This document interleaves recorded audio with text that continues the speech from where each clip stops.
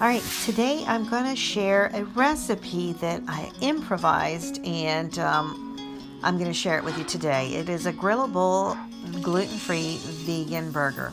And these are the ingredients that you're going to need. We're going to be using cooked sprouted lentils. Any cooked lentils will work. I do have these are leftovers, so I decided to make burgers.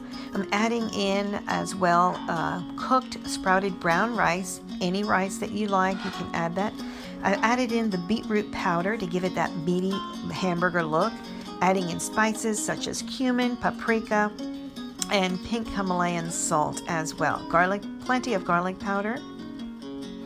And I'm using fresh oregano leaves from my garden. You can use dried leaves. I'm using cilantro, that is optional. And then you're going to pulse. What you want to do is make sure not to liquefy it. So you want to just pulse it. Now the texture that you're looking at, it's too watery. So we're going to go ahead and add in a little bit more of the brown rice. I added 1 more cup of brown rice, and I'm adding in pink Himalayan salt. Now I'm going to go ahead and add in, so that I can dry the mixture, I'm adding 2 to 3 cups of oats. So just kind of play along a little bit and pulsing it. I'm adding in some gluten-free flour, 1 full tablespoon of arrowroot. And these burgers are actually perfect. They're the best that I've ever made.